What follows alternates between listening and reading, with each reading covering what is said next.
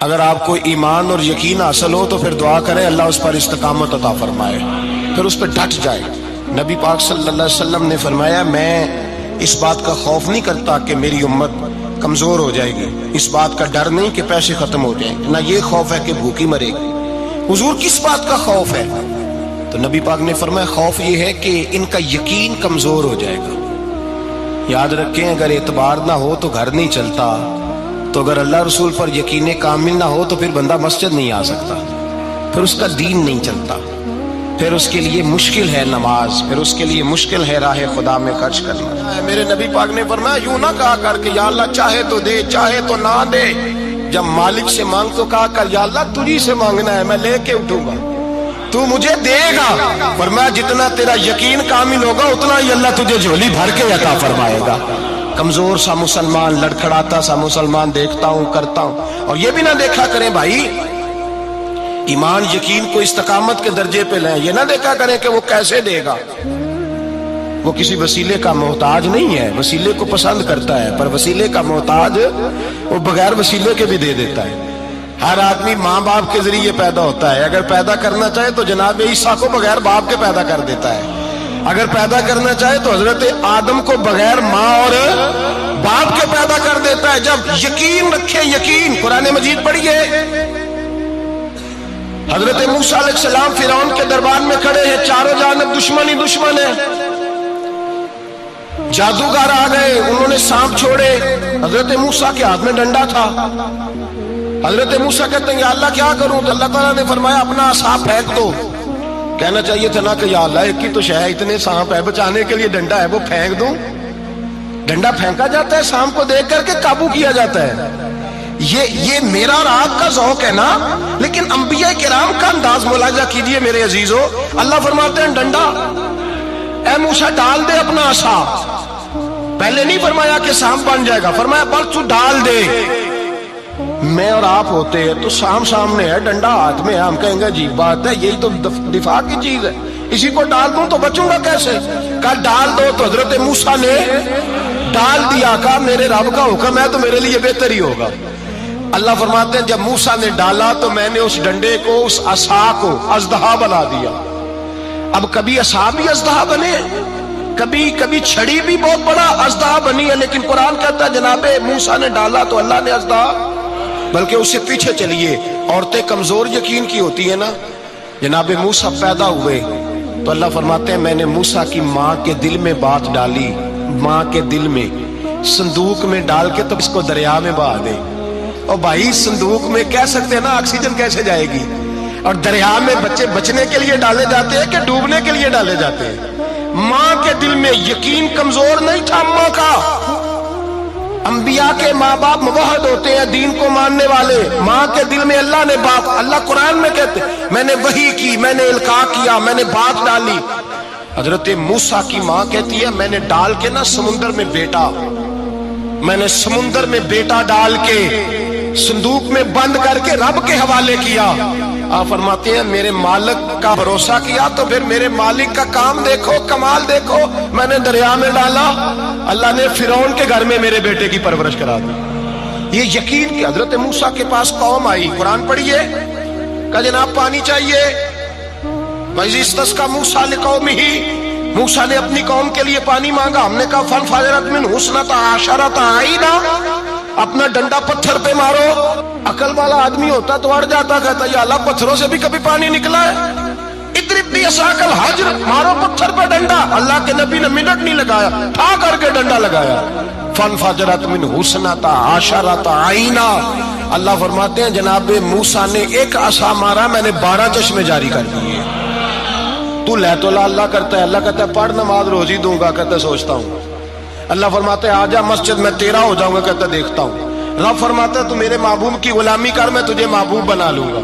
تو کہتا ہے تھوڑا بڑا ہو کے داڑھی رکھنی ہے، ابھی سیانا ہو کے میں ذرا سرٹیفکیٹ لے لوں اسرائیل سے کہ کتنے سالوں کے بعد آئیں گے، پھر شروع کروں گا۔ پروگرام بنا رہا ہے، ابھی تو ارادے میں ہے۔ اللہ کے پیغمبر کا ڈنڈا، اور اس سے زیادہ آگے بات ہو گئی، پیچھے فوج لگی ہوئی ہے فرعون کی، مجمع ہے، ہزاروں لاکھوں کا لشکر لے کے، تلواریں نیزے، فرعون پیچھے، آگے دریا آ گیا۔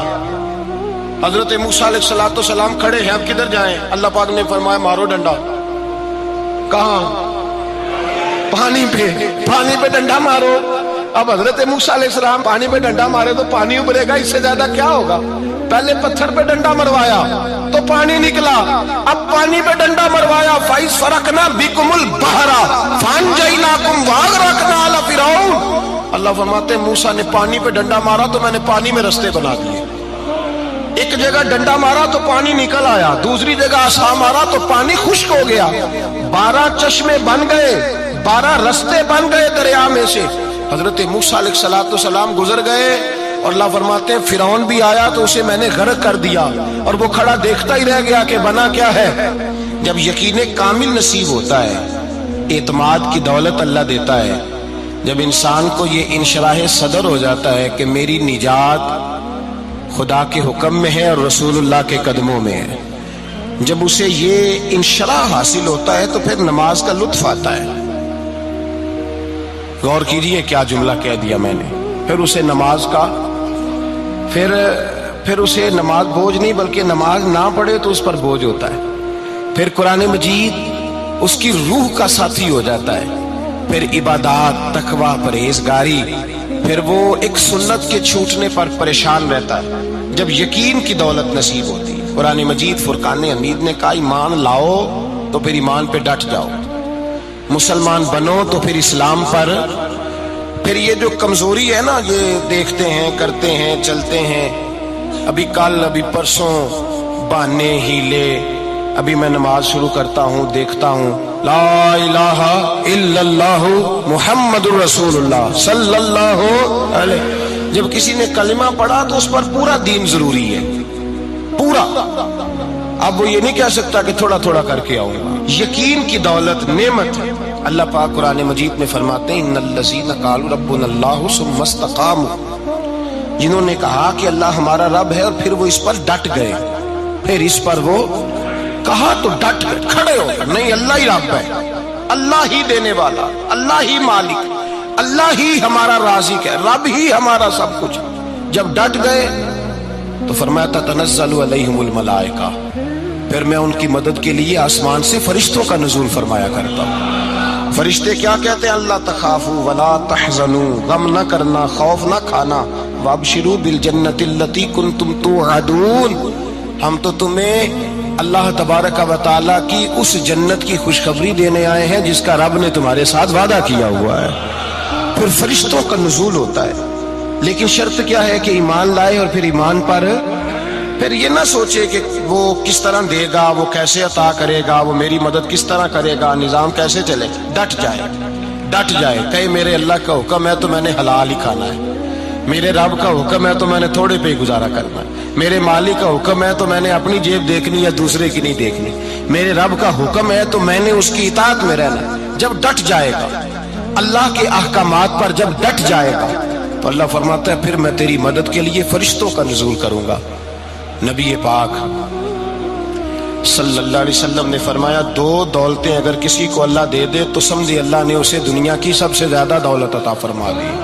یا رسول اللہ وہ کون کون سی چیزیں ہیں؟ فرمایا ایک جس شخص کو اللہ نے معاف کرنے کی دولت عطا کر دی، جو معاف کرنے لگ گیا، جس کی طبیعت میں درگزر آ گیا، جو معاف کرنے لگا، غلطیاں معاف کرنے لگا، جس کو ایک دولت یہ مل گئی۔ اور دوسرا میرے مصطفیٰ نے فرمایا جسے اللہ نے یقین کی دولت عطا فرما دی، جس کو یہ 2 دولتیں مل جائیں، ایک درگزر کرنا، دوسرا رب رسول پہ یقین کامل رکھنا، اسے کائنات کی ہر شے مل گئی۔ میرے نبی پاک نے فرمایا جب بھی دعا مانگو خدا سے یہ 2 نعمتیں مانگا کرو، عرض کیا کرو اے اللہ درگزر کی دولت عطا فرما، اے اللہ تو ہمیں یقین کی دولت عطا فرما، ایمان کی قوت اور پختگی نصیب فرما۔ میرے بھائی حضور نے فرمایا مانگ کے لو۔ کمزور ایمان والا شخص کسی کام کا نہیں ہوتا۔ جس آدمی کے ذہن میں شک کا بیج ایک دفعہ جنم لیتا ہے وہ آدمی تو غلام سے بدتر ہے، بے کیف سجدہ، روٹھی روٹھی سی عبادت، اس کی زندگی کیفیات سے خالی ہے۔ جس شخص کو پتہ چل جائے نا لوگ میرے مخالف ہیں، اس کا تو سجن رہتا ہی کوئی نہیں۔ اصل بات یہ ہوتی ہے کہ یہاں سوچ بیٹھا ہے کہ دنیا میرے خلاف ہے، یہاں مخالفت یہاں بیٹھ گئی ہے، دو بندے باتیں کر رہے ہیں تو پریشان ہے، میرے خلاف ہی لگے ہوئے ہیں، میری ہی بات ہو رہی ہے، کیونکہ اصل تکلیف کہاں ہے؟